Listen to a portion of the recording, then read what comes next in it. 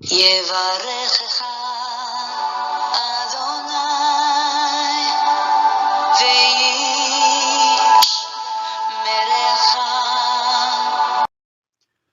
וישמרך. 바레크카 아도나이 베이시메레카. 사랑하는 성도 여러분, 오늘 하루도 전지전능하신 임마누엘의 하나님께서 여러분에게 복을 주시고 여러분을 안전하게 지켜주시기를 축복합니다. 아멘. 할렐루야.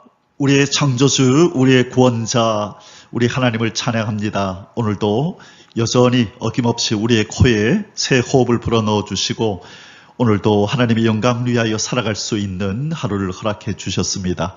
우리에게 주신 이 하루를 헛되이 보내지 않고 하나님 앞에 영광을 돌리며 그렇게 또 하나님의 사람으로 또 성숙되어져 가고 또 죽어있는 이 세상의 사람들에게 생명의 주 예수 그리스도를 알리는 일에 쓰임받는 그런 복된 오늘 하루가 되기를 주님의 이름으로 축복합니다.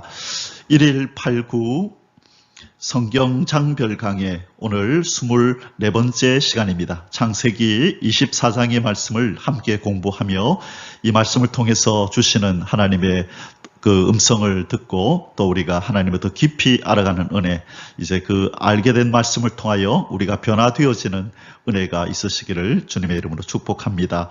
오늘 창세기 24장의 제목의 말씀은 이삭과 리브가의 결혼이라는 제목을 이렇게 붙여보았습니다. 창세기 24장은 이 약속의 후손 이 이삭이 이렇게 리브가와 결혼하게 되는 이 전 과정을 주로 주요 내용으로 하고 있습니다. 아브라함은 자기 집에서 이렇게 일을 하는 그 종들 중에서 신실하고 또 노련한 좀 나이가 있는 종을 불러서 이삭의 아내를 이 멀리 자신의 고향인 이 하란 땅으로 보내어서 이렇게 구해 오도록 하였습니다. 그래야 이렇게 하나님의 특별한 섭리에 따라서 이 종은 리브가를 만나게 되고 그렇게 데리고 오는 장면이 본장에 잘 나타나고 있습니다. 이 이삭, 이 아브라함은요, 자기의 이 아들, 이 언약의 후손으로 하나님이 주신 이 이삭의 배우자를 구하기 위해서 순간순간마다 그렇게 그 종을 보내는 그 순간부터 이 믿음으로 행동하는 모습을 보여주는데요. 얼마나 이 아브라함이 이삭을 이렇게 장가 보낼 때쯤 돼서는 얼마나 그가 믿음의 사람으로 변모되어지고 성숙함이 물씬 풍겨나는지를 우리는 보게 될 것입니다. 그가 이 노련한 종, 이 지혜로운 종을 선택하여 이렇게 보내는 그 일부터 시작했어요. 하나님의 약속을 믿고 두려워하지 말고 가라고 하나님을 온전히 신뢰하는 그런 모습을 우리는 창세기 24장에서 보게 됩니다. 특별히 이 아들 이삭을 이 약속의 땅인 가나안 땅에서 보내지 않으려고 그렇게 종가의 대화 속에서 그 여인이 오지 않는다며 이 이삭을 데리고 그곳으로 갈까요? 할 때에 아브라함이 그렇게 하지 마라 라고 이삭은 약속의 땅, 이 가나안 땅을 벗어날 수 없다라는 이 확고한 믿음을 가지고 얘기하는 장면에서 얼마나 그가 하나님의 약속을 믿고 하나님이 주시겠다고 하신 이 가나안 땅에 대하여 정확한 개념을 가지고 있었는지를 우리는 보게 됩니다. 자, 그러면 오늘 이 창세기 24장을 통하여서 이삭이 어떻게 리브가와 결혼하고 그 과정 가운데서 믿음의 사람들이 어떻게 행동하고 또 하나님은 그 믿음에 어떻게 반응하는지를 우리가 살펴보도록 하겠습니다. 자, 오늘 창세기 24장의 주제 구절은 60절 말씀으로 정하였습니다. 이제 그 시집을 가게 되는 리브가에게 그 오빠 라반이 축복하며 이렇게 축복해주는 그 장면입니다. 창세기 24장 60절에 리브가에게 축복하여 이르되 우리 누이여 너는 1000만인의 어머니가 될지어다. 내 씨로 그 원수의 성문을 얻게 할지어다. 자, 리브가가 이 시집을 가게 될 때에 이 라반은 전적으로 또 이렇게 믿음 없는 사람도 아니고 그렇다라고 또 온전히 성숙된 하나님의 사람도 아니고 하나님을 알고 있으면서도 아직 성숙되지 못한 사람의 꼭 전형처럼 그렇게 나타납니다. 그래서 이 장면, 이제 그 누이 여동생 리브가를 시집 보내면서 그가 이렇게 축복하는 장면에서는 참 귀한 믿음의 사람, 앞으로 일어날 그 자기 여동생의 삶 가운데 또 여동생의 후손으로 그 메시아가 올 것에 대한 것을 알기라도 한 듯이 아주 귀한 예언을 하고 있는 장면입니다. 누이여, 너는 천만인의 어머니가 될지어다. 자, 열국의 어머니가 된다는 거죠. 열국의 어머니. 자, 이 열국의 어머니는 누구에게 붙여진 이름이었죠? 사라. 그래서 사라가 죽고 나서 이제 이 리브가가 바로 이 사라의 자리를 대신하게 된다는 것을 지금 이 라반의 입을 통하여 하나님이 지금 선언하고 계신 것입니다. 그러면 이 리브가가 낳을 그 아들, 그 씨가 바로 원수의 성문을 차지하게 된다. 이 씨는 바로 예수 그리스도를 의미하는 것입니다. 예수 그리스도를 뜻하고, 그리고 이 예수 그리스도께서 이 원수인 마귀를 멸하고 잃어버렸던 땅과 백성들을 되찾으실 것을 지금 예언하고 있는 장면입니다. 창세기 24장의 소주제들은 아래와 같습니다. 첫 번째로 이 1절에서 9절까지는요, 아브라함이 그 아들 이삭의 아내를 간택하기 위하여 이제 준비하는 장면이 나옵니다. 그래서 이제 종을 부르고 종에게 심부름을 이제 시키게 되는 거죠. 자, 그리고 10절에서 27절까지 두 번째 소주제가 나오는데요. 하나님께서 자기 집에서 일을 하는 늙고 지혜로운 그 종을 불러서 이제 심부름을 시키니 이 아브라함이 이제 그 하란을 향하여 가서 그 순적하게 이 이삭의 아내를 만날 수 있도록 해달라고 하나님 앞에 기도하고, 또 하나님은 그 종의 기도에 응답하시는 장면을 담고 있습니다. 자, 그리고 세 번째 소주제는요, 28절에서 마지막 67절까지의 말씀으로 이삭과 리브가가 이제 결혼하게 되는 그 장면이 자세히 나오게 됩니다. 자, 이제 하나씩 우리가 말씀을 통하여 살펴보고, 또 하나님께서 이 말씀을 통하여 우리에게 주시고자 하시는 메시지가 무엇인지를 살펴보도록 하겠습니다. 자, 이제 본론적으로 첫 번째 소주제를 다루도록 하겠습니다. 이삭의 아내를 간택하기 위하여 이제 아브라함이 어떤 조치를 취하는지를 우리가 이제 하나씩 살펴보도록 하겠습니다. 자, 첫 번째로 연로해진 아브라함의 모습이 창세기 24장 1절에 나타납니다. 아브라함이 나이가 많아 늙었고 여호와께서 그에게 범사에 복을 주셨더라. 믿음의 선진으로 하나님이 택하시고 그의 모든 일에 복을 주셨다라고 말씀합니다. 하나님의 명령을 따라서 이렇게 75세 때에 고향 하란을 떠나가지고, 그죠? 그전에는 갈대아 우르에서 떠났죠. 그죠? 갈대아 우르에서 떠났다가 그리고 하란에 정착해 있다가 75세 때 하나님이 그곳에서 본토 친척 아비 집을 떠나라 해서 불러내어서 지금까지 쭉 살아오면서 여러 가지 참 파란만장한 삶을 살았습니다. 그의 삶 속에 기쁜 일도 있었지만 고통과 시련의 순간이 더 많았음을 우리는 보게 됩니다. 참으로 이렇게 나그네 생활에서 오는 이 어려움을 참 많이 경험했던 이 아브라함은 그 시험을 만날 때마다 때로는 인간적인 방법을 써서 아내를 누이라고 속이는 두 번이나 그런 불신앙의 모습을 표출하기도 했지만, 그러나 그때그때마다 도우시는 하나님의 도우심과 하나님의 놀라운 역사로 다 이겨내고 그 일들을 통하여 점점 믿음의 사람으로 변해왔습니다. 참 이 아브라함은 하나님을 경외하고 순종함으로써 이 하나님 앞에 복을 받은 사람입니다. 부족하지만 하나님은 이 아브라함의 그 믿음의 발걸음, 하나님 말씀을 믿고 따라다니고 이런저런 상황 속에 자기 자신을 맡기는 이런 모습을 통하여 하나님 그를 인정하시고 믿음의 사람이라고 그렇게 축혀 세우시고 그에게 자부심을 주시면서 이날까지 하나님은 인도해 오신 것입니다. 이제 이 아브라함도 세월을 거스를 수는 없어서 이렇게 이제 연로해진 모습으로 지금 성경에 비치고 있습니다.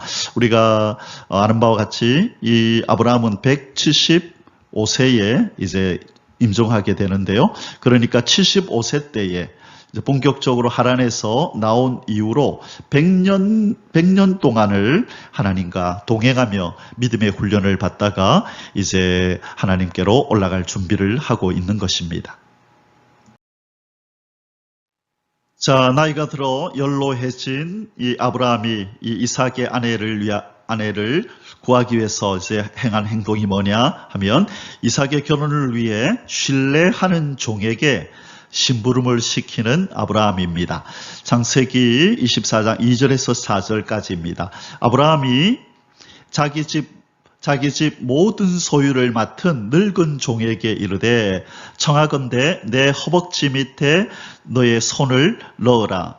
내가 너에게 하늘의 하나님 땅의 하나님이신 여호와를 가리켜 맹세하게 하노니. 자, 맹세를 시킵니다.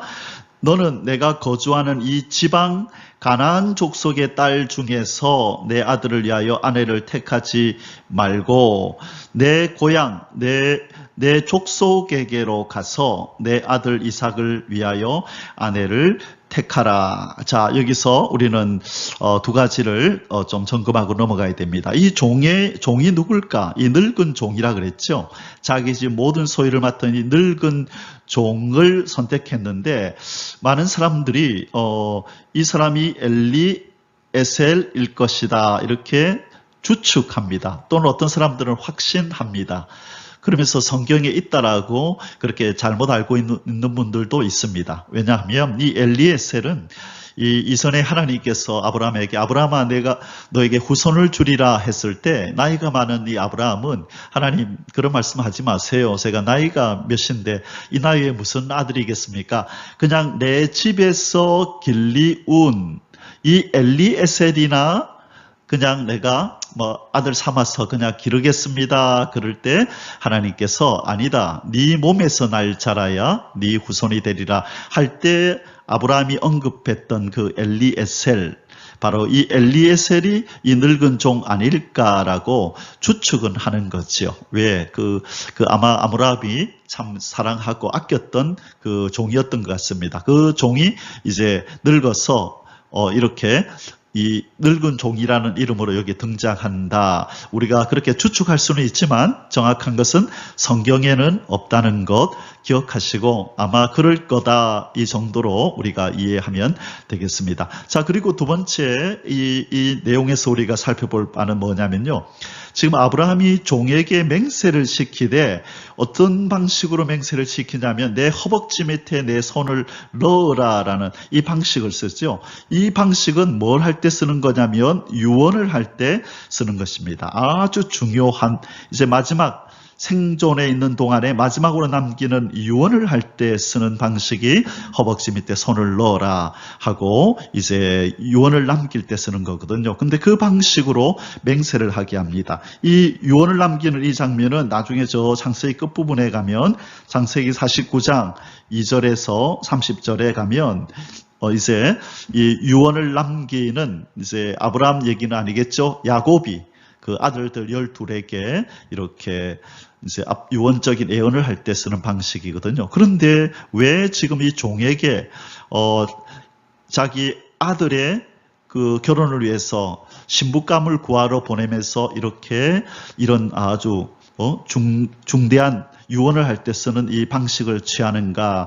왜냐하면 이 약속의 씨앗인 이 약속의 씨앗 그렇죠. 아주 중요한 약속의 씨앗인 이 이삭을 결혼시키는 이 일은 이 배우자를 찾는 이 일은 하나님의 언약을 이루는 일에 아주 중요한 너무나 심중한 일이기 때문입니다. 언약 성취를 위해서 반드시 좋은 아내가 구해져야 하고 그 믿음의 사람을 통해서 또 믿음의 자녀가 오고 믿음의 자녀가 와서 결국은 하나님께서 아브라함에게 하신 언약을 온전히 성취하는 마지막 누가 와야 된다고요? 바로 이 언약의 성취로 마지막 거룩한 씨 예수 그리스도가 이 땅에 오셔야 하기 때문에 이 한 사람 한 사람 언약에 관련된 사람들을 이렇게 등장시키고 만나게 되는 이 일은 아주 하나님께 중요한 일이고 바로 아브라함은 그 사실을 알고 언약의 후손 이삭을 위하여 아내를 구하기 전에 중요한 이것은 너무나 중요한 일이다. 꼭 기억해라. 라고 맹세를, 유언하듯 맹세를 시키는 장면에서 우리는 아브라함이 얼마나 하나님의 약속을 소중히 여기고 그 일이 너무나 하나님께도 중요하고 귀한 일이다라고 그가 판단하고 있었는지를 우리는 엿보게 되는 순간입니다. 예, 조금 전에 제가 조금 전에 설명을 드렸지만요. 이 아브라함이 이삭의 결혼을 위해 심부름을 시킨 이 신뢰하는 종의 이름이 엘리에셀일까? 예, 아니라고 정확하지 않다고 말씀드렸습니다. 성경에 나오지는 않아요. 단지 창세기 15장 2절에서 우리가 하나님과 아브라함 사이의 대화에서 이 사람이 한번 등장할 뿐이죠. 이렇게 하나님이 너의 후손이 있을 거다 이러니까 아브라함이 뭐라 그래요? 주 여호와여 무엇을 내게 주시려 하나이까? 나는 자식이 없사오니 나의 상속자는 이 다메섹 사람 엘리에셀이니이다. 그냥 내가 집에서 길리운 이 사람 엘리에셀에게 그냥 내가 상속자로 삼을 수 있게 해주시고 그냥 나의 후손으로 내가 택하게 해주십시오라고 할 때 등장한 사람이 엘리에셀입니다. 그리고 나서는 이 엘리에셀은 또 다른 어떤 상황 속에서는 등장하지 않습니다. 참고로 이 엘리에셀이란 이름은 이 모세의 아들의 이름이기도 합니다. 게르솜과 엘리에셀이다 이렇게 나오는데요. 예, 참고로 그냥 알고 지나가시면 되겠습니다. 자, 이제 이삭의 아내를 구하기 위해서 아브라함이 취한 행동, 우리 세 번째로 하나님의 언약에 기반하여 종의 질문에 답하는 아브라함. 자, 종이 이제 질문을 하게 될 텐데요. 이 아브라함은 이 하나님의 언약에 근거하여, 언약에 기반하여 종의 질문에 답을 하는 장면이 나옵니다. 자, 한번 읽어보겠습니다. 5절에서 9절에 종이 이르되 여자가 나를 따라 이 땅으로 오려고 하지 아니하거든 내가 주인의 아들 이삭을 주인이 나오신 땅으로 인도하여 돌아가리까? 아브라함이 이르되 아브라함이 그에게 이르되 내 아들을 그리로 데리고 돌아가지 아니하도록 하라. 하늘의 하나님 여호와께서 나를 내 아버지의 집과 내 고향 땅에서 나를 떠나게 하시고 내게 말씀하시며 내게 맹세하여 이르시기를 이 땅을 너의 씨에게 주리라 하셨으니 이 땅은 어디죠? 예, 가나안 땅이죠. 가나안 땅을 주리라 하셨으니 그 하나님께서 그 사자를 너보다 앞서 보내실지라. 자, 이 아브라함의 믿음을 한번 보십시오. 하나님께서 약속하셨다. 이 땅을 주시기로. 그리고 그 후손으로 이삭을 주셨기 때문에 이 땅은 이삭의 후손의 땅이 될 거다. 그러므로 하나님이 반드시 이 이삭을 위하여 아내를 구해 줄 것이고 이 땅으로 오게 할 것이라는 이 확신을 가지고 지금 종에게 말하고 있는 것입니다. 네가 거기서 내 아들을 위하여 아내를 택할지니라. 만일 여자가 너를 따라오려고 하지 아니하면 나의 이 맹세가 너와 상관이 없나니. 무슨 말씀이죠? 만일 그곳에서 너를 따라서 이곳에 오려고 하는 그 아가씨가 없으면 네가 내 지금 허벅지에 손을 놓고 맹세한 것 그거는 아무런 의미가 없다. 괜찮아. 그냥 없던 일로 하고 그냥 돌아와도 된다라는 것을 분명하게 얘기를 하면서 이 종의 부담을 좀 덜어주고 있는 것입니다. 오직 내 아들을 데리고 그리로 가지 말지니라. 안 된다라고 분명히 얘기하죠. 앞부분 위에서도 그죠? 6절에서도 그리로 데리고 돌아가지 않도록 하라. 그죠? 가지 말지니라. 벌써 2번씩이나 내 아들을 데리고 이 가나안 땅을 떠나면 안 된다라고 얘기를 하는 겁니다. 그 종이 이에 그의 주인 아브라함의 허벅지 아래에 손을 넣고 이 일에 대하여 그에게 맹세하였더라. 자, 이 아브라함의 이 부탁을 받은 이 늙은 종, 만일 늙은 종이 지금 아브라함에게 이렇게 질문했죠. 만일 그 여자가 쫓아오지 아니하면, 이곳으로 오겠다고 하지 아니하면 제가 이삭을 데리고 갈까요? 그때 아브라함은 안 된다, 가지 말라고 2번이나 얘기를 하면서, 이 아브라함은 하나님께서 그의 씨를 그 씨를 위해서 이 가나안 땅을 주시겠다고 하신 약속을 굳게 믿고 있는 것입니다. 그런데 만일 이 가나안 땅은 하나님의 약속을 따라 아브라함의 후손들에게 주어질 땅인데, 만일 이렇게 생각해 볼 수 있죠. 그냥 멀리까지 보내지 말고 이 가나안 땅에서 있는 여인을 택하면 되지 않느냐. 가나안 땅 중에서도 그 여인들 중에서도 그렇게 믿음이 있고 또 이렇게 결혼을 시켜서 하나님의 사람으로 만들 만한 사람들이 주변에 있을 텐데 왜 굳이 멀리까지 그렇게 그 안에 며느리감을 구하기 위해서 보냈느냐. 이 부분은 참으로 중요합니다. 우리가 이 내용을 잘 이해해야 합니다. 왜냐하면 이 가나안 땅에서 아내를 구할 수가 없어요. 아브라함은 적어도 그렇게 생각했다는 거예요. 만일 아브라함이 지금 가나안 땅에 살고 있기 때문에 주변에 옆집에서 또 그죠? 같은 동네에서 쓸만한 가나안 여인들이 있을 수도 있지만 아브라함은 지금 무슨 생각을 하냐면 장차 이 가나안 땅을 이 아브라함이 후손들에게 주신다고 했을 때 이 가나안 땅에 있는 사람들은 쫓겨나거나 분명히 전쟁을 통하여서 이들이 이곳에서 물러나는 어떤 일이 발생하게 되는 것이죠. 그런데 이 아브라함이 그 가나안 땅에 있는 사람들과 사돈관계를 맺고 한 가족으로 이렇게 엮여버리면 나중에 그런 일이 일어날 때 참으로 난처한 일을 당하게 될 수도 있는 것입니다. 바로 하나님은 이런 것들을 감안해서 이 가나안 땅에 있는 이 사람들과 연결되지 못하도록 하나님께서는 미리 미연에 지금 차단하고 계신 것입니다. 자, 우리가 기억하죠? 창세기 14장에서 어떤 일이 있었습니까?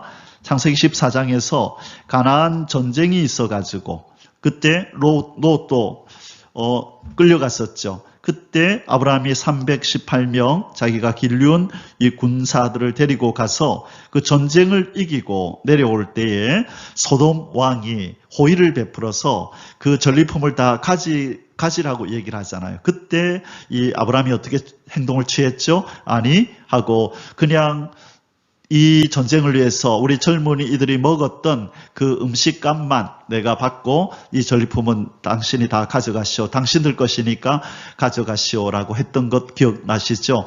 왜냐하면 그들과 엮이지 않겠다는 것입니다. 이렇게 호의를 받고 대접을 받았을 때 코가 끼어서 정작 이들과의 하나님의 뜻을 따라 언약을 따라 단절하고 이제는 관계가 끊어져야 할 때에 코가 끼어서 그렇게 하지 못할 일이 벌어지는 거죠. 그래서 하나님은 누구보다도 이 사실을 알고 계셨고 믿음의 조상 아브라함도 이 먼 후에 일어날 이 일을 알고 지금 믿음으로 행동한다라고 우리가 생각할 수 있습니다. 자, 그리고 또 한 가지 왜 이제 먼 곳에 이렇게 보냈느냐.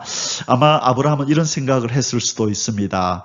이 아브라함이 그랬던 것처럼 창세기 12장에서 그랬죠. 어떤 일이 있었나요? 본토 친척 아비 집을 떠나라 그러니 그는 그곳에서 떠나왔습니다. 그래서 지금 아브라함도 그 하란으로 내가 나왔던 그곳으로 가서 그곳에서 아내 며느리감을 취해 오되 그 본토 친척 아비 집을 버리고 그리고 떠났어. 이 먼 곳까지 오겠다고 하는 그런 결단이 없는 사람은 내게 합당치 아니하다. 하나님의 뜻임을 분명히 알렸을 때 그 하나님의 뜻을 따라 본토 친척 아비 집을 떠나는 그 위험과 불편함을 감수하고서라도 하나님의 뜻을 따르겠다고 하는 그 여인이 바로 우리 집안의 이 며느리가 될 수 있고 언약을 이어갈 그런 내 아들의 아내가 될 수 있다라고 아마 그런 생각까지도 했을 수도 있습니다.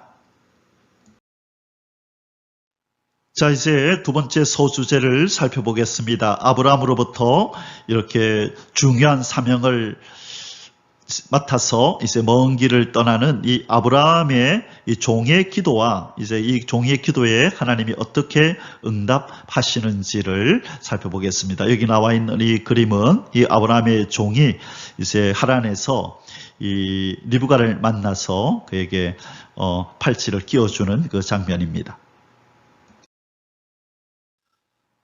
자, 주인 아브라함으로부터 막중한 임무를 부여받고 이제 아브라함의 며느리 또 그 이삭의 아내를 구하기 위하여 떠나는 이 아브라함의 종이 하나님의 도우심을 구하며 기도하는 장면입니다. 10절에서 14절에 이에 종이 그 주인의 낙타 중 10피를 끌고, 자, 10마리를 끌고 갔네요.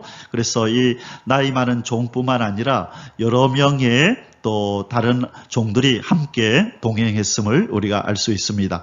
끌고 떠났는데 그의 주인의 모든 좋은 것을 가지고 떠나 메소포타미아로 가서 나홀의 성에 이르러, 자, 그냥 빈손으로 간 게 아니다, 그죠? 그의 주인 아브라함이 가지고 있는 모든 많은 좋은 것들을 이 종의 손에 들려주고 가서 선물로 주고 그 여인을 구해오라, 그렇게 얘기한 것 같습니다.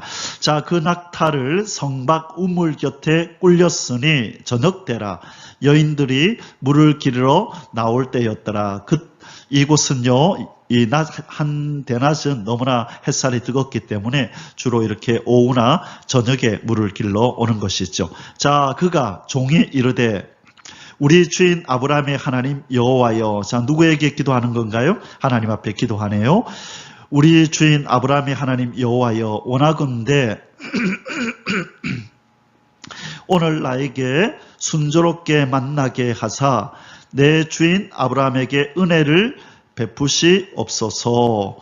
성중 사람의 딸들이 물 기르러 나오겠사오니 내가 우물 곁에 서 있다가 한 소녀에게 이르기를 청하건대 너는 물동이를 기울여 나를 마시게 하라 하리니 그의 대답이 마시라. 내가 당신의 낙타에게도 마시게 하리라 하면 그는 주께서 주의 종 이삭을 위하여 정하신 자라. 이로 말미암아 주께서 내 주인에게 은혜 베푸심을 내가 알겠나이다. 자, 이렇게 기도했습니다. 이것을 일종의 표적 기도라 이렇게 말하는 것입니다. 표적 기도. 하나님, 내가 이렇게 할 때 저 사람이 이렇게 나오면 내가 하나님의 뜻인 줄 알고, 내가 이렇게 했는데 저 사람이 이렇게 나오면 이것은 하나님의 뜻이 아닌 줄 알겠습니다. 표적을 보여주옵소서.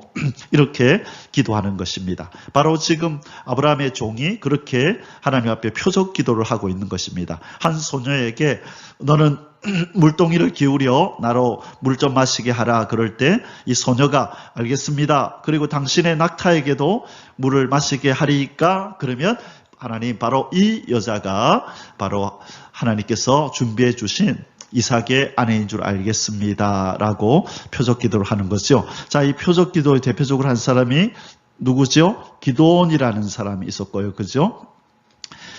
기드온이 이제 그 적들을 치러 나아갈 때 하나님, 정말로 이 일이 하나님께서 기드온을 부를 때, 그죠? 정말로 이 일이 하나님이 나에게 명하시는 일이고 확실히 하나님 말씀대로 이루어 주신다는 증거를 보여주십시오. 그래서 이 양털을 갖다 놓고 양털에는 이슬이 내리고 옆에 땅에는 이슬이 없게 해주시고, 그 다음에 또 한 번 또 표적을 구할 때 이제는 반대로 이 땅에는 이슬이 있고 양털에만 없게 해주시고 이러면서 표적을 구하는 그런 내용이 나오죠.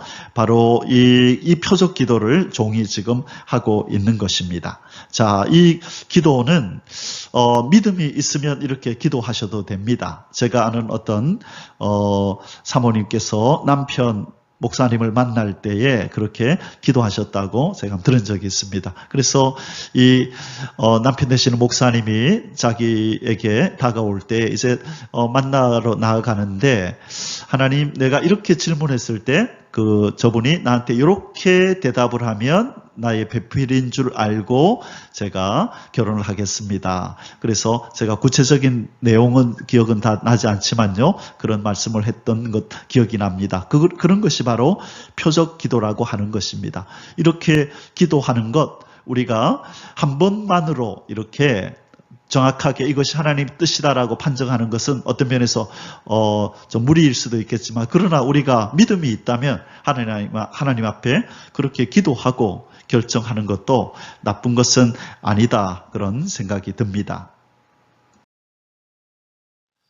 자, 이제 두 번째로 하나님 앞에 인도를 구하는 간절한 기도를 올린 후에 극적으로 리브가를 만나는 아브라함의 종의 모습을 보게 됩니다. 자, 기도가 14절에서 끝났는데요. 15절에 말을 마치기도 전에 리브가가 물동이를 어깨에 메고 나오니 그는 아브라함의 동생 나홀의 아내 밀가의 아들 부두엘의 소생이라. 자, 여기서 중요한 게 뭐죠? 말을 마치기도 전에 하나님의 응답이 내려왔다는 것입니다. 자, 하나님은 진실한 기도, 온전히 하나님을 신뢰하는 기도에 하나님은 즉각 응답을 하신다는 것을 여기서도 보여주죠. 우리가 다니엘서 9장 23절에 가면 하나님께서 이 다니엘이 9장 1절부터 기도를 이제 시작하는데요. 그때 이 하나님 보낸 천사가 와서 다니엘아, 네가 기도를 시작할 즈음에 이미 명령이 내렸으므로 내가 왔다. 기도를 시작할 즈음에, 이런 표현을 씁니다. 즈음에라는 말은 시작할 때 이 말이에요. 그래서 그처럼 하나님을 온전히 신뢰하는 자의 기도는 결코 땅에 떨어지지 않고 벌써 기도가 마치기 전에 하나님으로부터 응답의 역사가 내려온다는 것을 여기서도 우리에게 보여줍니다. 자, 그 소녀는 보기에 심히 아름답고 지금까지 남자가 가까이 하지 아니한 처녀더라. 그가 운물로 내려가서 물을 그 물동이에 채워가지고 올라오는지라. 종이 마주 달려가서 이르되 청하건대 너의 물동이의 물을 내게 조금 마시게 하라. 그가 이르되 내 주여 마시소서 하며 급히 그 물동이를 손에 내려 마시게 하고. 자, 어떤 장면을 보게 되지요? 이 리브가는 이 종을 모릅니다. 이제 막 처음 본 사람입니다. 그렇죠? 그런데 바로 이 사람에게 대접하기를 마다하지 않습니다. 기꺼이, 그죠? 즐거이 이렇게 손을 대접하는 모습이 보입니다. 이 장면은 누구에게서 우리는 보았었죠? 바로 아브라함에게서. 아브라함이 지나가는 행인 세 사람을 빨리 불러가지고 이쪽으로 와서 좀 마시고 쉬고 가라고 부르다가 바로 천사를 만나고 하나님을 만났었죠. 그러다가 그 두 천사는 소돔과 고모라 성의 멸망을 위하여 진멸하기 위해서 길을 떠났던 그 장면 기억나시죠? 바로 아브라함을 꼭 닮은 이 며느리감이 나타난 것입니다. 자, 19절에 마시게 하기를 다하고 이르되 당신의 낙타를 위해서도 물을 길어 그것들로 배불리 마시게 하리이다 하고. 보세요. 이렇게 부탁도 안 했는데 바로 지금 이 사람뿐만 아니라 먼 길을 걸어오느라 지치고 목마르렀을 것을 미리 알고 바로 이 동물들을 위해서도 이렇게 배려하는 이 여인, 이 동물들까지도 배려하는 이 여인의 마음이 참으로 아름답습니다. 이 잠언에 보면 의인은 자기 집에 이 동물들도 사랑하고 아낀다라는 말씀이 나옵니다. 여러분, 하나님을 믿는 사람이 동물을 아끼고 사랑하는 것, 그거는 죄가 아니라 그것은 당연한 것입니다. 원래 아담과 하와의 사명이 동식물을 잘 돌보고 가꾸고 기르면서 하나님의 영광을 드러내는 것이 그들의 사명이었던 거죠. 그러나 인간이 범죄함으로 인간이 사악해지고 동물도 이렇게 사악해지면서 약육강식에 피 튀기는 그런 삶의 모습으로, 그런 잔혹한 삶의 모습을 드러내면서 살아가지만, 그러나 이 동물들은 원래 풀을 뜯어먹고 살던 그런 아주 순하디순한 그런 생명체들이었습니다. 인간의 범죄로 이들이 이렇게 잔혹해진 거죠. 그래서 하나님께서 잠언에서 의인은 자기 집안의 동물들까지도, 그래서 하나님이 처음에 동물을 만드실 때 가축을 만드시고 그 다음에 야생동물을 만들었다라고 구별해 놓으신 것입니다. 그래서 집에서 기르는 동물이 있음을 창세기에서는 말씀합니다. 바로 이 리브가가 이런 심성을 가진 사람입니다. 사람뿐만 아니라 이 생명체인 동물을 아끼고 사랑하는 이 마음이 바로 하나님 보실 때도 참 내 언약을 이어가서 장차 내 아들 예수 그리스도의 조상이 되기에 부족함이 없는 참 부합한 여인이다라고 하나님도 판단하셨을 것 같습니다. 계속해서 이 아브라함의 종과 리브가의 대화를 좀 더 보겠습니다. 20절입니다. 급히 물동이의 물을 구유에 붓고, 자, 짐승들이 물을 먹을 수 있는 구유에다가 붓고 다시 기르려고 우물로 달려가서 모든 낙타를 위하여 깃는지라. 자, 모든 낙타를 위하여 깃는지라. 그 사람이, 종이, 자, 어떻게 하는지 보세요. 그를 묵묵히 주목하며 아주 자세히 살펴보고 있습니다. 여호와께서 과연 평탄한 길을 주신 여부를 알고자 하더니, 자, 여기서 우리는 뭘 보게 되나요? 섣불리 하나님의 인도를 확신하지 않고, 그죠? 인간적인 판단력을 가지고 자세히 살펴보는 것입니다. 저 사람이 어떤 의도로 저렇게 하는지, 진심인지 아닌지 아주 인간적인 그런 이성적인 판단력을 가지고 자세히 주목하고 살피는 것입니다. 하나님 앞에 기도했으니까 첫 번째 만나는 여인이 맞겠지 하고 대충 하는 것이 아니라 하나님 앞에 기도하고 하나님의 도우심을 구하면서도 자기가 동원할 수 있는, 자기가 활용할 수 있는 최대의 최선을 다하여 자기의 지성을 발휘하고 이성을 발휘하고 자기의 판단력을 가지고 자세히 주목하고 있는 것입니다. 이것이 바로 하나님의 사람, 특히 사명을 맡은 사람의 자세이어야 하는 것입니다. 22절에 낙타가 마시기를 다 하매 그가 반세겔 무게의 금 호걸이 한 개와 13겔 무게의 금 손목걸이 한 쌍을 그에게 주며 이르되 네가 누구의 딸이냐 청하건대 내게 말하라. 너의 아버지의 집에 우리가 유숙할 곳이 있느냐? 이렇게 질문합니다. 자, 이에 대해서 리브가는 어떻게 대답했을까요? 자, 그 여자가, 리브가가 그에게, 그 종에게 이르되 나는 밀가가 나홀에게서 낳은 아들 부두엘의 딸이니이다. 또 이르되 우리에게 집과 사료가 족하며 유숙할 곳도 있나이다. 왜 그렇죠? 예, 양을 기르고 그렇죠. 동물들을 기르는 집이기 때문에 집과 사료가 이 낙타를 위해서 필요한 것들도 있고 또 사람이 유숙할 곳도 있나이다 대답합니다. 이에 그 사람이 누구죠? 종이 머리를 숙여 여호와께 경배하고, 자, 이것이 바로 기도하는 사람의 자세입니다. 기도하는 사람은 기도자는요, 첫째, 기도하고 감사로 깨어 있어야 합니다. 감사로 깨어 있어야 합니다. 이 내용이 아마 골로새서에 나올 겁니다. 항상 기도에 힘쓰고 감사로 깨어 있으라라는 말씀이 제가 정확하게 몇 장 몇 절인지 기억이 안 나는데요. 골로새서 3장인가 4장 앞부분에 이 부분이 나옵니다. 그래서 이 종이 바로 이 태도를 견지하고 있는 것입니다. 하나님의 도우심을 구하면서 어떻게 하나님이 이제 내 기도에 응답하시는지를 자세히 주목하면서 살피고 있는 거죠. 그러다가 하나님이 내 기도에 응답하셨다라는 확신이 들 때에 바로 머리를 숙여 여호와께 감사하고 경배하는 장면이 나오는 것입니다. 이르되 나의 주인 아브라함의 하나님 여호와를 찬송하나이다. 나의 주인에게 주의 사랑과 성실을 그치지 아니하였사오며 여호와께서 길에서 나를 인도하사 내 주인의 동생 집에 이르게 하셨나이다. 이런 절묘한 우연 같은 이 하나님의 역사심이 어디 있느냐? 어떻게 이 넓은 곳에서 내 주인의 동생 집에 이렇게 동생의 가족을 만날 수 있게 하셨습니까? 하나님 감사합니다. 기도하는 것보다 더 좋은 것으로, 더 놀라운 방법으로 역사해 주신 하나님 감사합니다. 이것이 바로 아브라함이 이 종을 신뢰할 수밖에 없던 신앙의 모습입니다.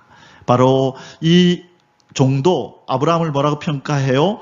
나의 주인에게 주의 사랑과 성실을 그치지 아니하였사오며, 그렇죠? 그래서 이 주인이 하나님의 사랑과 성실하심을 경험하며 살고 있다는 것을 이 종이 보면서 그도 신앙의 사람으로 변모되어서 아름다운 모습을 갖추고 있는 것입니다. 바로 우리는 이 종의 모습 속에서 기도하는 자가 어떻게 해야 하는지, 기도했으면 절망하고 환경이 지금 내 기도의 소원대로 바뀌지 않는다 할지라도 반드시 하나님이 역사하실 것을 믿고 인내함으로 감사할 준비를 하면서 기다리는 것, 이것이 바로 기도자가 갖춰야 될 모습인 것입니다. 자, 이제 마지막 세 번째 소주제를 다루도록 하겠습니다. 이삭과 리브가의 결혼이 이루어지는 이 28절에서 67절까지의 긴 절입니다. 자, 여기에서는요, 이제 아브라함의 종이 이 리브가의 가족들을 만나고 나서 지루하다 싶을 정도로 이 아브라함이 자신에게 맡긴 사명이 무엇이었고, 그리고 자기가 하나님께 의지하며 이 이삭의 배우자를 구하기 위해서 이곳까지 어떻게 왔으며 어떤 과정을 통해서 리브가를 우물가에서 만났으며 이 모든 것들을 지루하다 싶을 정도로 길게 쭉 나열을 합니다. 이것은 왜 그렇게 이제 하냐면요, 바로 이 라반, 이 리브가의 가족들에게 내가 지금 이곳에 온 것은 나의 그냥 개인적인 일로 온 것이 아니라, 첫째는 당신의 당신의 가족인 아브라함의 부탁을 따라 내가 왔고, 그리고 이것은 우리가 섬기는 하나님의 뜻을 따라 이곳에 온 것입니다. 하나님의 섭리와 계획과 인도하심이 바로 우리의 만남 속에 지금 이 일 가운데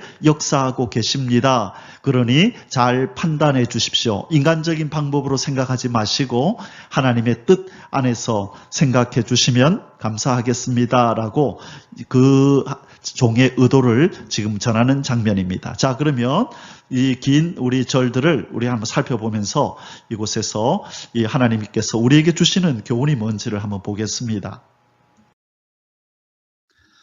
자, 비록 좀 길지만 제가 쭉 읽어 나가도록 하겠습니다. 빨리 읽어 나가겠습니다. 소녀가 달려가서 이 일을 어머니 집에 알렸더니 리브가에게 오라버니가 있어. 그의 이름은 라반이라. 그렇죠? 나중에 리브가의 아들 이 야곱이, 그렇죠? 형 에서를 피해서 도망을 치는 곳이 바로 이 라반의 집이죠. 예, 그렇게 연결이 됩니다. 그가 우물로 달려가 그 사람에게 이르러, 자, 누가 달려갔나요? 라반이 지금 우물에서 대기하고 있는 그 종에게 라반이 달려갔다는 것입니다. 자, 그의 누이의 코걸이와 그 손의 손목걸이를 보고 또 그의 누이 리브가가 그 사람이 자기에게 이같이 말하더라 함을 듣고 그 사람에게로 나아감이라. 그때 그가 우물가 낙타 곁에 서 있더라. 라반이 이르되 여호와께 복을 받은 자여 들어오소서. 자, 어쨌든 이 라반은 믿음이 있는 사람이었고 여호와 하나님을 아는 사람이었습니다. 어찌 밖에 서 있나이까? 내가 방과 낙타의 처소를 준비하였나이다. 그 사람이 그 집으로 들어가매 라반이 낙타의 짐을 부리고 집과 사료를 낙타에게 주고 그 사람의 발과 그의 동행자들의 발 씻을 물을 주고 그 앞에 음식을 베푸니 그 사람이 이르되 내가 내 일을 진술하기 전에는 먹지 아니하겠나이다. 자, 무슨 말을 하지요? 지금 이 라반이 그 사람에게 이 종과 또 그가 함께 대동한 사람들에게 이것을 먹으라고 주는데 음식을 베푸니 그 사람이 이르되 내가 내 일을 진술하기 전에, 다시 말해서 내 사명을 마치기 전에는 먹지 않겠나이다. 자, 이게 바로 사명자의 모습입니다. 먹는 것보다도 뭐가 우선이다고요? 사명 완수가 우선이라는 겁니다. 내가 이 먼 곳까지 이렇게 힘들게 왔지만 배고파서 먹고 싶지만 그러나 내게 맡긴 사명을 내가 먼저 이루어야 되겠나이다라는 거죠. 그것이 바로 우리 주 예수 그리스도께서 이런 모습을 가지셨었죠. 요한복음 8장 29절이었을 겁니다. 나는 아버지께서 내게 보내신 일을 내가 행함으로 그가 기뻐하는 일을 행함으로 나를 혼자 두지 아니하신다.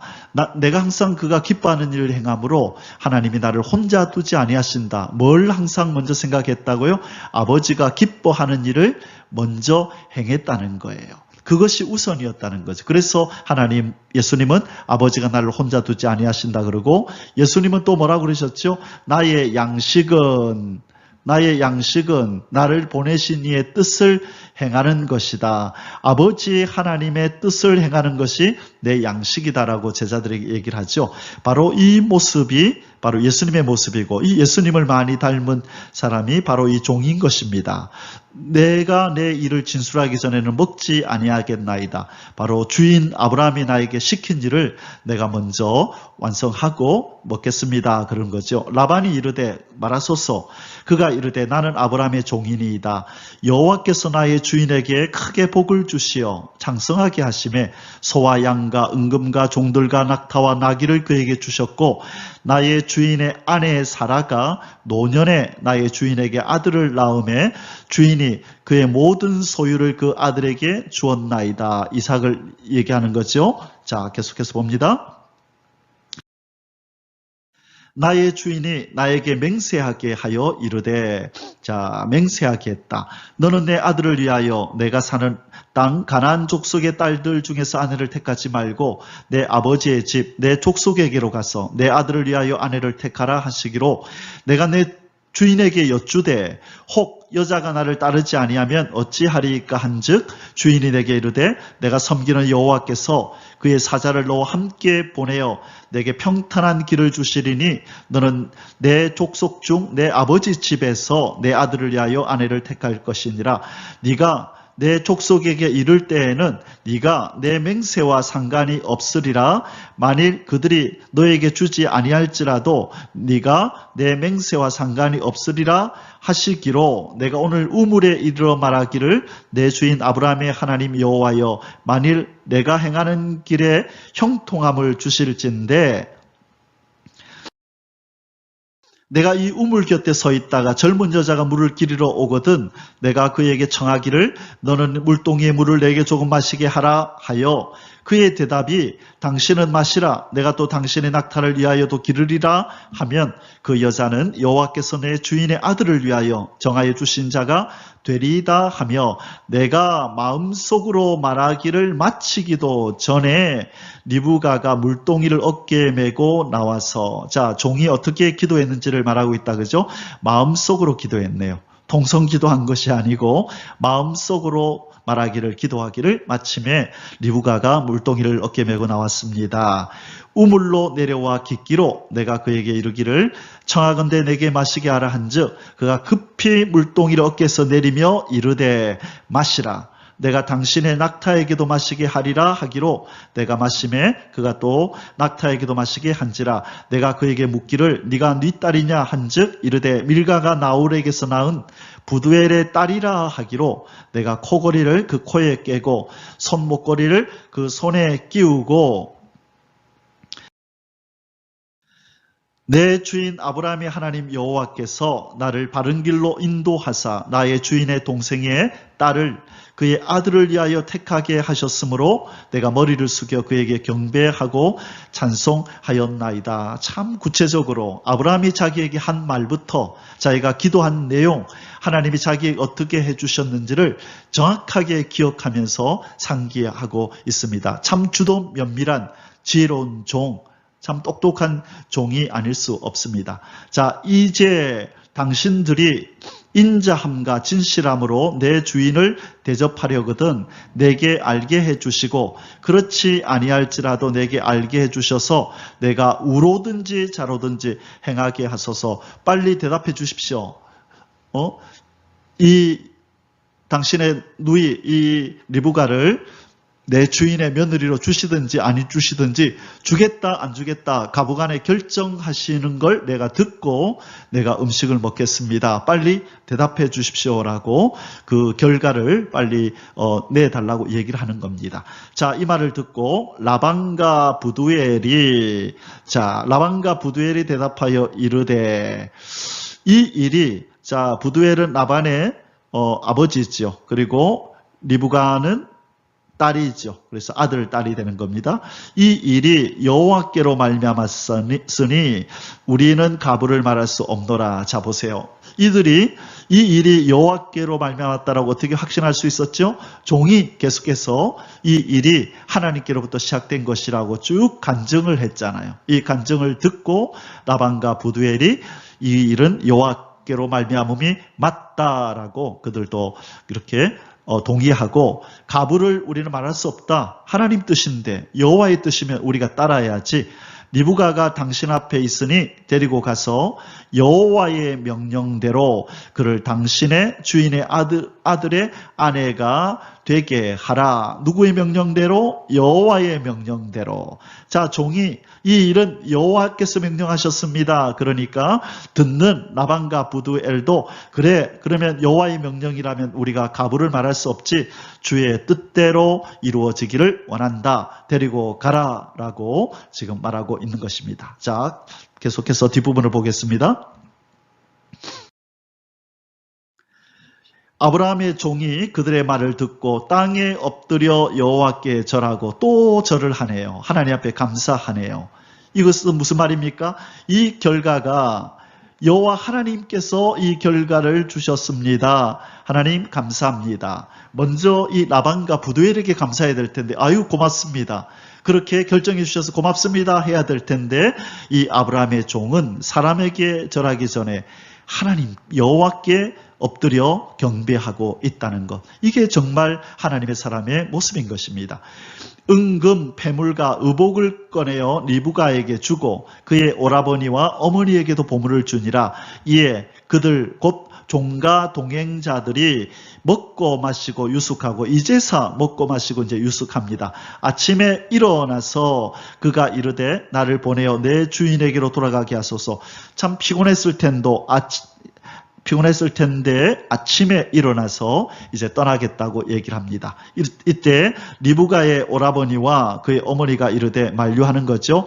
이 아이로 누구로? 리브가로 이 아이로 하여금 며칠 또는 열흘을 우리와 함께 머물게 하라. 이게 무슨 번개 콩고 먹듯이 이렇게 갑자기 이루어질 일이냐.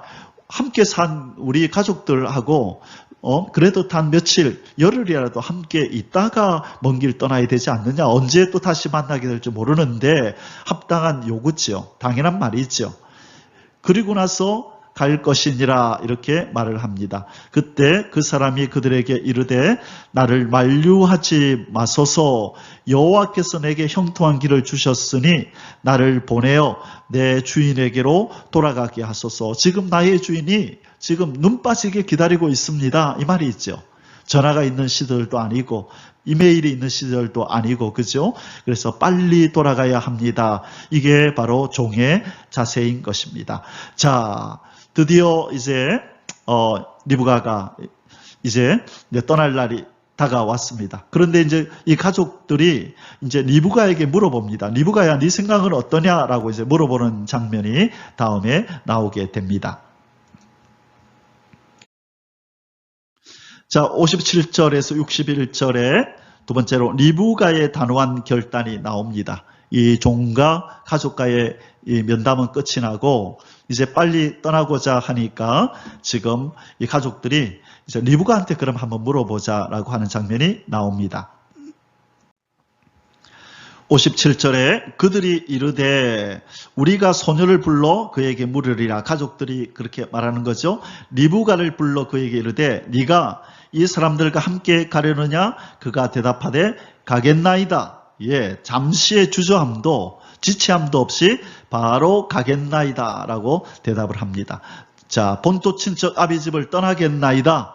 그렇게 말하는 거죠. 그들이 그 누이 리브가와 그의 유모와 아브라함의 종과 동행자들을 보내며, 자, 리브가만 보내는 것이 아니라 그를 옆에서 도울 수 있는 유모도 함께 보내네요. 그리고 리브가에게 축복하여 이르되 우리 누이여 너는 천만인의 어머니가 될지어다. 이것은 의례껏 시집가는 가족에게 축복하는 말입니다. 아들, 딸 순풍순풍 많이 날지어다 라고 축복하는데, 중요한 것은 바로 이 축복문입니다. 너의 씨로 그 원수의 성문을 얻게 할지어다. 자, 우리가 앞부분에서 이 내용이 한번 나왔습니다. 창세기 22장 17절에서 하나님께서 누구에게, 우리 하나님께서 아브라함에게, 하나님께서 아브라함이 이삭을 바치는 장면이 나왔었죠. 그때에 내 씨로 말미암아 대적의 성문을 얻게 하리라 라고 말씀하시는 장면이 창세기 22장 17절인데요. 그것과 맥락을 같이 하는 구절이 내 씨로 그 원수의 성문을 얻게 할지어다. 이건 같은 말입니다. 자, 이 부분은 저 뒤에서 좀 설명을 보충하겠습니다. 리브가가 일어나 여자 종들과 함께 낙타를 타고 그 사람을 따라가니 그 종이 리브가를 데리고 가니라. 자, 아멘.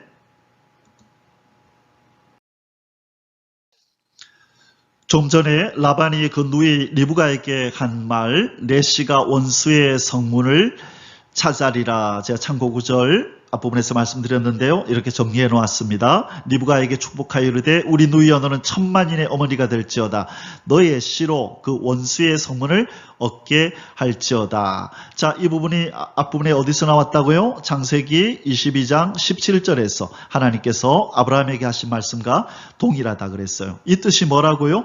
이제 이 원수, 이 마귀가 점령하고 있는 지구 땅, 이 성, 지구 땅의 이 성의 문을 파괴하고 이제 마귀의 세력을 도말하는 일이 너의 씨로 말미암아 있게 될 거다. 그렇게 되기를 내가 축복한다라는 거죠. 이 예언을 따라, 이 축복을 따라 오신 분이 바로 예수 그리스도입니다. 요한복음 1장 11절에 자기 땅에 오매 자기 백성이 영접하지 아니하였으나 자기 땅, 지구 땅에 왔죠. 지구 땅에. 그리고 자기 백성, 인간들이 살고 있는 지구 땅에 왔는데 바로 예수 그리스도는 왕이시죠. 그러니까 땅을 자기 땅이라 그러고 백성을 자기 백성이라 그러죠. 그런데 땅도 백성도 이 왕을 거부하는 거죠. 왜? 이 마귀가 성을 쌓고 이 지구 땅을 점령하고 있기 때문이죠.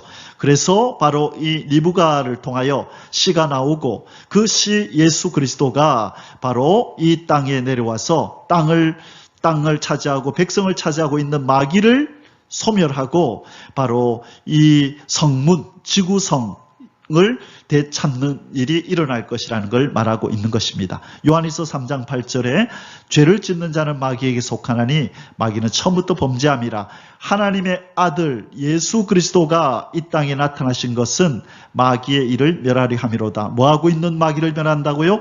지구성을 차지해서 백성들을 자기 백성인 양 다스리고 있는 자들을 멸하려고 오셨다는 거예요. 그래서 구원의 역사가 끝날 즈음에 계시록 18장 2절에서 이런 선포가 나오는 겁니다. 힘찬 음성으로 외쳐 이르되 무너졌도다 무너졌도다 큰 성 바벨론이여 이 혼잡의 땅, 이 지구 땅, 이 혼잡의 땅이 이제는 무너졌다는 거예요.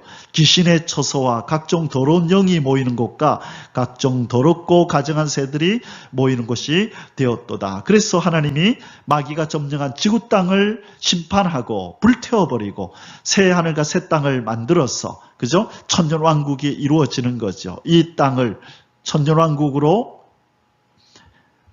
만든 다음에 이제 이 성에는, 지구성에는 누가 살지요? 예수 그리스도가 왕으로, 그리고 바로 성도들이 나라를 얻어서 그 나라의 백성이 되어서 살게 되는 천년왕국이 건설될 것을 말씀하고 있는 것입니다. 바로 그 예언인 것입니다.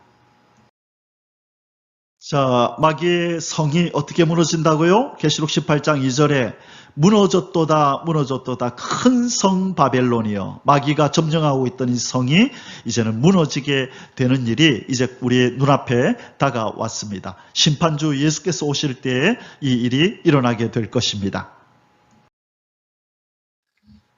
자, 이삭과 리브가의 결혼, 이제 마지막 세 번째로 이삭과 리브가의 결혼. 본토 친척 아비 집을 떠나온 리브가가 본토 친척 아비 집을 떠나온 아브라함의 아들과 이제 결혼하는 장면이 나옵니다. 62절에서 67절까지의 말씀입니다. 그때에 이삭이 부엘라 헤로이에서 왔으니 그가 네게부 지역에 거주하였습니다. 이삭이 저물 때에 들에 나가 묵상하다가 눈을 들어보매 낙타들이 오는지라.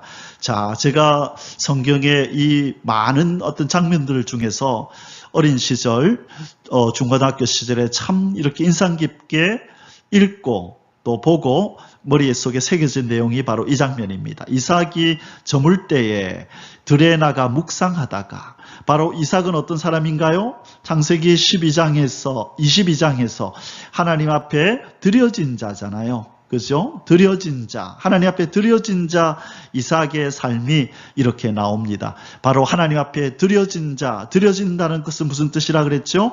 하나님 앞에 전시해야 된다고 얘기했어요. 드려진 자의 사명은 전시하는 거다. 선물로 자기를 하나님 앞에 바쳐야 되는 거다. 그리고 그분의 처분에다가 자신을 맡기는 사람이 드려진 자라 그랬어요. 날마다 하나님 앞에 보이고 선물로 드리고, 그리고 드렸기 때문에 그분이 어떻게 행하든지 그 처분에 감사하면서 만족해하는 사람, 바로 이삭이 이 첫 번째 자신을 전시하는 삶을 저물 때 들에 나가 묵상하다가 누구 앞에 섰죠? 창조주 하나님 앞에 자기를 드린 자의 모습으로 전시하고 있는 것, 그게 바로 묵상입니다. 그게 기도이고 그게 예배고 찬양인 것입니다. 바로 이삭은 드려진 자의 삶을 잘 살고 있는데, 바로 훌륭한 결단을 하고 본토 친척 아비 집을 떠나서 자기에게로 오고 있는 리브가를 지금 바라보고 있는 것입니다. 리브가가 눈을 들어 이삭을 바라보고 낙타에서 내려 종에게 말하되 들에서 배회하다가 우리에게로 마주오는 자가 누구냐? 종이 이르되 이는 내 주인이니이다. 리브가가 노울을 가지고 자기 얼굴을 가리더라. 자, 여기서 중요한 것은요, 지금 이 아브라함의 종이 리브가를 데리고 오는 이 일이 하루 이틀 만에 되어지는 일이 아니라는 거예요. 아마 수개월이 걸렸을 수도 있어요. 긴 시간 동안을 그렇게 갔다가 오는 일인데 꽤나 먼 거리입니다. 그런데 이삭이 그날을 딱 맞췄다가 나갔을까요? 묵상하러 나갔을까요? 아니죠. 이것은 이삭의 그냥 삶입니다. 이분의 이 이삭의 경건의 모습인 것입니다. 늘 삶이 그랬다는 거예요. 그러다가 마침 그날 이 리브가를 만나게 되는 것입니다. 자, 종이 그 행한 일을 다 이삭에게 아뢰매, 자, 이 아브라함의 아들에게 이 종이 다 보고를 합니다. 아브라함에게만 보고하는 게 아니라 이 이삭에게 이렇게 해서 이렇게 돼서 이렇게 되었습니다. 하나님이 이렇게 해주셨습니다라고 아뢰는 것이죠.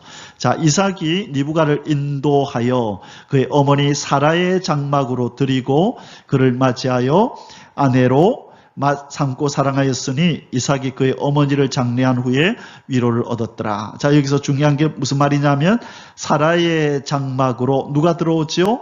리브가가 사라의 장막으로 들어옵니다. 열국의 어머니의 자리가 교체되었음을 지금 성경은 말씀하고 있는 것입니다. 자, 여기에서 우리가 드디어 이삭이 결혼한 이 장면에서 우리는 아주 중요한 원리를 하나 배우게 되는데요. 이 일이 뭐로 시작되었었죠? 아브라함이 하나님 종을 보내면서 기도하죠.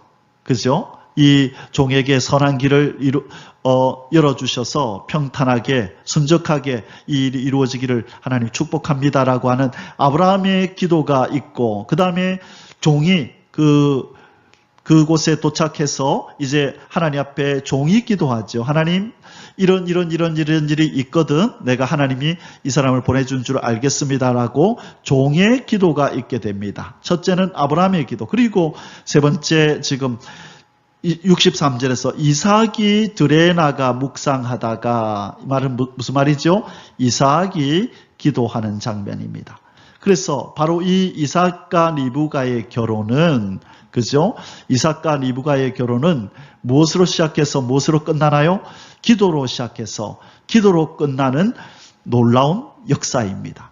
그래서 하나님께서 기도로 시작하고 기도로 끝내는 이 일은 반드시 하나님이 역사하고 가장 좋은 것, 최적의 사건, 결과로 일어나도록 하나님은 역사해 주신다라는 것을 우리는 알게 됩니다. 반드시 하나님의 언약을 이루는 일은 기도로 시작해서 기도로 끝내야 된다는 것을 우리에게 보여주시는 것입니다.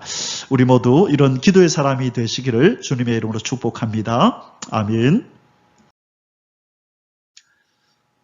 자, 창세기 24장의 결론의 말씀 뵙겠습니다. 우리가 구절구절 묵상하면서 하나님께서 우리에게 주시는 음성들을 듣고 교훈들을 배웠습니다. 자, 그러나 이제 마지막 결론 부분에서 우리가 한 두 가지만 우리 마음판에 새기고 이 창세기 24장을 마치면 좋겠습니다. 자, 첫 번째 우리가 꼭 기억해야 될 것이 뭐냐면요. 모든 일을 하나님의 약속에 근거하여 행동하는 아브라함의 모습을 배워야 합니다. 우리의 기분대로, 우리의 소견에 오른 대로, 우리의 판단대로 행동하는 것이 아니라 하나님의 약속에 근거하여 아브라함은 행동했다는 것이죠. 자, 아들 이삭의 결혼도 언약을 생각하며 결정하였습니다. 어디에서 그랬었죠? 5절과 7절에서 종이 이렇게 묻잖아요. 종아, 가서 내 며느리감 데리고와라 할 때 종이 그렇게 말했죠. 만약 그 여자가 안 온다 그러면 내가 이삭을 데리고 그쪽으로 갈까요? 그렇게 얘기할 때 뭐라고 얘기하죠? 자, 보십시다. 종이 이르되 여자가 나를 따라 이 땅으로 오려고 하지 아니하거든 내가 주인의 아들을 주인이 나오신 땅으로 인도하여 돌아가리까? 이에 대해서 아브라함이 그에게 이르되 내 아들을 그리로 데리고 돌아가지 아니하도록 하라. 하늘의 하나님 여호와께서 나를 내 아버지의 집과 내 고향 땅에서 떠나게 하시고 내게 말씀하시며 내게 맹세하여 이르시기를. 자, 하나님의 말씀을 기억합니다. 이 땅을 너의 씨에게 주리라 하셨으니 그가 그 사자를 너보다 앞서 보내실지라. 뭐 하려고? 바로 이 언약을 지키시려고 사자를 보내실 것이다. 걱정하지 마라. 반드시 하나님은 언약을 이루신다. 네가 거기서 내 아들을 위하여 아내를 택할지니라. 하나님은 언약을 반드시 성취하신다. 그러니 내 아들을 그리로 데려갈 생각하지 마라. 그거는 꿈에도 꾸지 마라. 반드시 하나님은 이 내 아들을 위하여 그곳에서 며느리감을 만나게 해줄 것이라고 말하고 행동합니다. 무엇에 근거해서? 하나님의 신실한 약속에 근거해서 말하고 행동하는 바로 이 믿음의 사람이 바로 우리가 되어야 한다는 것입니다. 부정적인 말, 의심하는 말, 그럴까 말까가 아니라 하나님이 이렇게 말씀하셨으니 반드시 이루어집니다. 내 눈에는, 또 여러분의 눈에는, 세상 사람들의 눈에는 안 이루어질 것 같지만 하나님은 약속한 대로 이루시는 여호와이기 때문에 나는 이 성경에 기록된 이 말씀을 믿습니다. 도둑과 같이 주님이 오신다는 이 약속을 믿습니다. 저주받은 세상이 불로써 태워지고 새롭게 하나님께서 나라를 세우셔서 공평과 정의로 다스리게 하시겠다. 만물을 새롭게 하신다는 이 말씀을 나는 믿습니다. 여호와께서 말씀하셨기에 나는 믿습니다라고 말할 뿐만 아니라 그 말에 부합되는 삶을 우리는 살아내야 하는 것입니다. 세상 시류에 흔들려도 안 되고 보편적인 일반적인 불신자들의 말을 우리가 들었어도 안 되고 깨어있지 못하고 하나님도 사랑한다고 하면서 세상도 사랑하는 자들의 그들의 말도 들을 것이 아니라 우리는 하나님의 약속의 말씀만을 붙들고 아브라함처럼 시종일관 그렇게 행하고 실천하는 믿음의 사람이 되어야 될 줄 믿습니다. 이 은혜가 저와 여러분이 임하기를 주 예수 그리스도의 이름으로 축복합니다. 아멘. 자, 이제 결론적으로 두 번째가 바로 충성스러운 청지기의 표본이 되었던 아브라함의 종에게서 우리가 배울 것을 한번 상고해 보겠습니다. 무엇보다도 주인이 부탁한 사명을 우선시했던 바로 이 종이 바로 청지기의 아름다운 표본입니다. 청지기라는 것은 주인으로부터 일을 맡은 사람이죠. 누구의 일을 우선시해야 될까요? 바로 주인의 일을 우선시하는 사람이 좋은 청지기입니다. 그래서 우리가 하나님께로부터 청지기로서 우리의 건강, 우리의 시간, 우리의 물질, 우리의 가족, 우리의 일, 이 모든 것을 우리가 청지기로서 하나님으로부터 받았기 때문에 바로 이 아브라함의 종이 그렇게 보였던 이 아름다운 모범을 우리가 배워야 하는 것입니다. 자, 그가 뭐라 그랬나요?